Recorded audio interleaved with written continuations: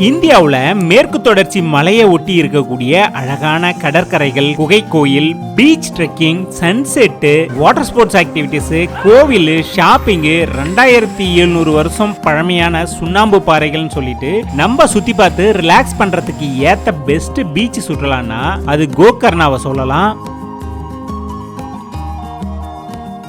கர்நாடகாவில் இருக்கக்கூடிய இந்த கோகர்ணாவை பொறுத்தவரையிலும் கோவாவுக்கு பக்கத்தில் இருக்கிறதுனால நம்ம காரு, பஸ்ஸு, ட்ரெயின்னு சொல்லிட்டு ஈஸியாக போக முடியும். நம்ம தமிழ்நாட்டில் இருந்து பெங்களூர் போயிட்டோம் அப்படின்னா அங்கேருந்து ஒன்று டைரக்ட் ட்ரெயினும் இருக்குது, இல்லைனா ஸ்லீப்பர் கோச் பஸ்ஸும் இருக்குது. அதில் நம்ம ஈஸியாக போயிட முடியும். இதே கோயம்புத்தூர், மங்களூர் வழியாகவும் பார்த்தீங்கன்னா நீங்கள் பஸ் அண்ட் ட்ரெயினில் போக முடியும். ஸோ நம்ம கிட்ட கார் இருக்குது அப்படின்னா மங்களூர், உடுப்பி, முருடேஸ்வர் வழியாக கடல் காத்தோட காரில் போகிற அந்த அனுபவம் கண்டிப்பாக சூப்பராக இருக்கும். நாங்கள் நைட் டைம்ல தான் இந்த கோகர்ணாக்கு வந்திருந்தோம். நாங்க இந்த இடத்துக்கு வர்றதுக்கு முன்னாடியே ரூம் புக் பண்ணியிருந்தோம். அதுவும் பீச் ஒட்டியே இருக்கக்கூடிய ஒரு சிம்பிளான ரூம்ல தான் நாங்க ஸ்டே பண்ணோம். ஸோ இந்த இடத்தை பொறுத்தவரையும் ஏகப்பட்ட ஸ்டே ஆப்ஷன்ஸ் இருக்கு. உங்களுக்கு எது பிடிக்குதோ அதுக்கேற்ற மாதிரி புக் பண்ணி நீங்க ஸ்டே பண்ணிக்கலாம். நாங்க போயிருந்தது ஃப்ரெண்ட்ஸோடவும் சோலோ டிராவலாவும் இந்த இடத்துல தங்கி நம்ம சில் அவுட் பண்றதுக்கு நல்ல ஒரு இடம். மார்னிங் தூங்கி எழுந்து நம்ம ரெஃப்ரெஷ் ஆயிட்டு செக் அவுட் பண்ணிட்டு அப்படியே அங்க சுத்தி பார்க்கலாம்னு சொல்லிட்டு நம்ம கிளம்பிட்டோம்.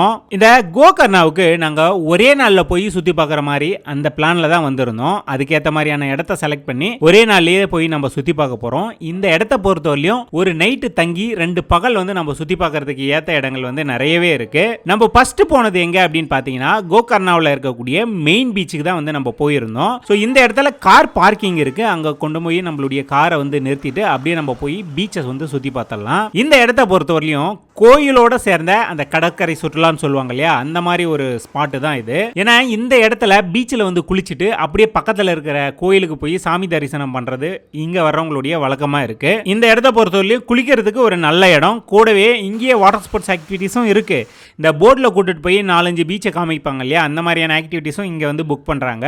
அதுவும் இங்க இருக்கும், நீங்க பாத்துக்குங்க. நான் சொன்ன மாதிரி இந்த பீச்சில் குளிச்சு முடிச்சுட்டு பக்கத்திலேயே இருக்கக்கூடிய மகாபலீஸ்வரர் கோயில் இருக்கு. இந்த இடத்துல சாமி தரிசனம் பண்றதுக்காகவே நிறைய பேர் வராங்க அப்படின்னா பாத்துக்கங்க. கூடவே இங்கேயே பல கடைகள் இருக்கு. அந்த உள்ளூர் கைவினை பொருட்களா இருக்கட்டும், ஸ்பைசி ஐட்டமா இருக்கட்டும், பல பொருட்களை இந்த இடத்துல பார்க்க முடியும். நம்மளுக்கு தேவை அப்படின்னா வாங்கிட்டும் வர முடியும். ஸோ இந்த மெயின் பீச்சை பார்த்துட்டு அடுத்ததா நம்ம போனது எங்க அப்படின்னு பாத்தீங்கன்னா ஓம் பீச் போற வழியில இருக்கக்கூடிய ஒரு சிவன் குகை கோயிலுக்கு தான் நம்ம போயிருந்தோம். இந்த இடத்துலயும் பார்க்கிங் இருக்கு. நம்ம கொண்டு போற பைக்ல நிறுத்திட்டு அங்க இருந்து நடந்து போற மாதிரி தான் இருக்கும்.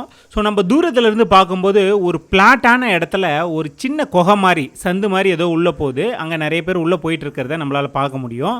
ஸோ கிட்ட போன பின்னாடி தான் தெரியும் அது பூமிக்கு அடியில் இருக்கக்கூடிய ஒரு குகைக்குள்ள ஒரு கோயில் இருக்கு அப்படின்னு சொல்லிட்டு. இந்த குகைக்குள்ள உள்ள நுழைஞ்சி அப்படியே உள்ள போகும்போது கொஞ்சம் இருட்டா தான் இருந்தது. ஆனா அந்த கோயில் இருக்கு பத்தியா, அந்த இடத்துல மேல டாப்ல ஒரு சின்ன சந்து இருக்கிறதுனால அதோட சூரிய ஒளி கீழே படுறது பார்க்கறதுக்கே ரொம்ப நல்லா இருக்கும். இங்க ஏதாவது ஒரு பொருளை காமிச்சோம் அப்படின்னா அந்த ஒளி பட்டு இந்த சிவன் கோயிலில் இருக்கக்கூடிய அந்த லிங்கத்து மேலே படுதுன்னா பார்த்துக்குங்க. இது இலங்கையிலேருந்து வந்ததா உள்ளூர் மக்கள் சொல்கிறாங்க. இந்த குகை கோயிலை பொறுத்தவரையிலும் பல பேர் இங்க இங்க சாமி தரிசனம் பண்ணிட்டு இங்கேயே கொஞ்ச நேரம் தியானமும் பண்ணிட்டு இங்க இருந்து கிளம்புறாங்க.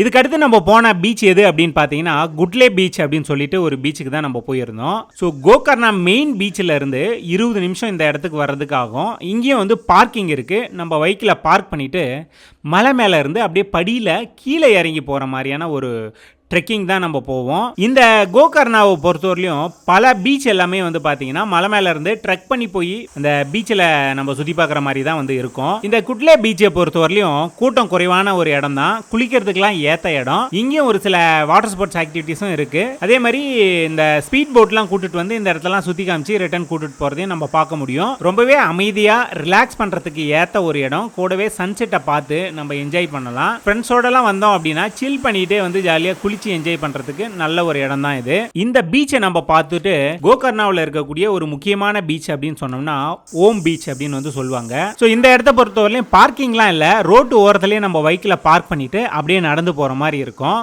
ஸோ இங்கேயுமே பார்த்தீங்கன்னா மலை மேலே இருந்து அந்த ஸ்டெப்ஸில் இறங்கி ட்ரெக் பண்ணி தான் இந்த பீச்சுக்கு போகிற மாதிரியான ஒரு வியூவில் இருக்கும். இந்த ஓம் பீச்சை பொறுத்தவரையிலும் பேருக்கு ஏற்ற மாதிரியே நம்ம டாப் ஆங்கிள் இருந்து பார்த்தோம் அப்படின்னா ஓம் அப்படின்ற வடிவத்தில் தான் இருக்கும். இந்த பசுமையான காடு, கரடு முரடான பாறைகள், இந்த தனித்தன்மையான பீச் நம்ம ரிலாக்ஸ் பண்றதுக்கு ஏத்த மாதிரி ஒரு மறக்க முடியாத எக்ஸ்பீரியன்ஸை கொடுக்கக்கூடிய ஒரு பீச் தான் இந்த ஓம் பீச். பீச் போயிட்டு ரிலாக்ஸா இருக்கணும் அப்படின்னு நினைக்கிறவங்களுக்கு கண்டிப்பா ஏத்த இடம் தான் இது. கோகர்னாவிலேயே வாட்டர் ஸ்போர்ட்ஸ் ஆக்டிவிட்டிஸ்க்கு பெஸ்டான பிளேஸ் அப்படின்னு சொன்னோம்னா இந்த பீச் தான் நம்ம சொல்லலாம். ஏன்னா இங்க வந்து பாத்தீங்கன்னா பனானா ரைடு, ஜெட் ஸ்கை, பேராசீலிங்னு சொல்லிட்டு காம்போ பேக்கும் இங்க நிறையவே இருக்கு. அது எல்லாமே நம்ம வந்து விளையாடுறதுனாலும் விளையாடலாம். பீச் மணலை ஒட்டியே வந்து பாத்தீங்கன்னா ஏகப்பட்ட பாறைகள் வந்து இருக்கும். அந்த இடத்துல நின்று போட்டோஸ் வீடியோஸ் எடுக்கிறது, குளிக்கிறதுன்னு சொல்லிட்டு பல பேர் ஜாலியா இருக்கிறத நம்ம பார்க்க முடியும். இந்த பீச்ல இருந்து ஸ்பீட் போட்ல கூட்டிட்டு போய் ஆப் மூன் பீச், பாரடைஸ் பீச்னு சொல்லிட்டு ஒரு சில பீச் எல்லாம் கூட்டிட்டு போய் சுத்தி காமிச்சு ரிட்டர்ன் கூட்டிட்டு வருவாங்க. அந்த மாதிரி ஆக்டிவிட்டிஸும் இங்க வந்து இருக்கு. ஸோ அதையும் இந்த ஓம் பீச்சுக்கு வந்தீங்க அப்படின்னா நீங்க வந்து ட்ரை பண்ணலாம். இந்த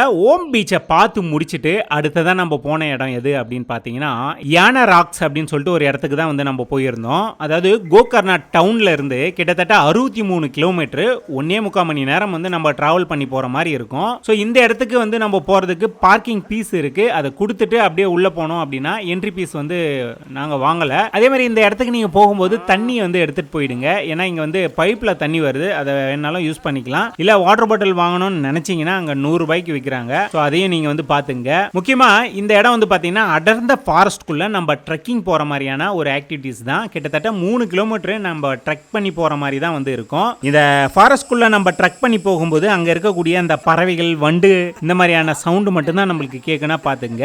போற வழியில இந்த மாதிரி சின்ன சின்ன ஓடைகள்லாம் பார்ப்போம். கூடவே நம்ம நடந்து போகும்போது பக்கத்துல மிகப்பெரிய ஆறு எல்லாம் வந்து போயிட்டு இருக்கோம். நாங்க போகும்போது தண்ணி கம்மியா தான் வந்தது. ஒரு கட்டத்துக்கு அப்புறம் இதே மாதிரியான ஸ்டெப்ஸ் வந்து அங்க இருக்கும். கிட்டத்தட்ட 200 ஸ்டெப்ஸ்க்கு மேல வந்து அந்த இடத்துல இருக்கு. அதுல ஏறி தான் நம்ம போற மாதிரி இருக்கும். உங்களால ட்ரெக் பண்ணி போய் ஒரு இந்த இடத்த சுத்தி பார்க்க முடியும் அப்படின்னா மட்டும் நீங்க இங்க வாங்க.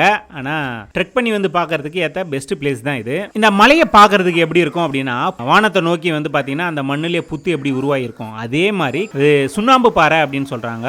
அந்த மாதிரி உருவாகி இருக்கக்கூடிய ஒரு உயரமான ஒரு பாறை தான் இது. இதை வந்து யானை, பைரவர், மோகினி மலை அப்படின்னு சொல்லிட்டு பல பேர்ல வந்து சொல்றாங்க.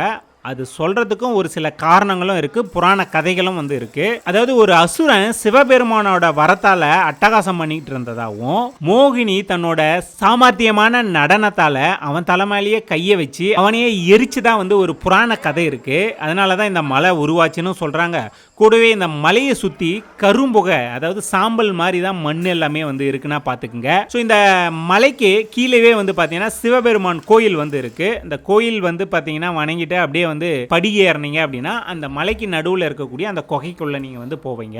இந்த மலைக்குள்ள இருக்கக்கூடிய குகையை போய் மேலே பார்த்தீங்கன்னா ரொம்பவே பிரம்மாண்டமா இருக்கும். ஒரு நல்ல வைபை கொடுக்கக்கூடிய ஒரு இடம் தான். ஒரு இவ்வளோ நேரம் நம்ம ட்ரெக் பண்ணி வந்துட்டு சாமி தரிசனம் பண்ணிட்டு இந்த குகைக்குள்ள வந்து ரிலாக்ஸ் பண்ணிட்டு அப்படியே கீழே இறங்கி வர மாதிரி தான் இந்த ஆக்டிவிட்டிஸ் வந்து இருக்கும். ஸோ நீங்க கோகர்னா வந்தீங்க அப்படின்னா கண்டிப்பா ஒன்ஸ் ட்ரை பண்ண வேண்டிய ஒரு முக்கியமான ஸ்பாட்டுன்னே நம்ம வந்து இதை சொல்லலாம். இந்த கோகர்னாவை பொறுத்தவரையிலையும் நம்ம சுற்றி பார்க்கறதுக்கு ஏகப்பட்ட சுற்றுலா இடங்கள் வந்து இருக்கு. அதாவது ஒரு நைட்டு 2 பகல் அங்கே இருந்தோம் அப்படின்னா எல்லா இடத்தையும் ஓரளவுக்கு போய் சுற்றி பார்த்துட முடியும்.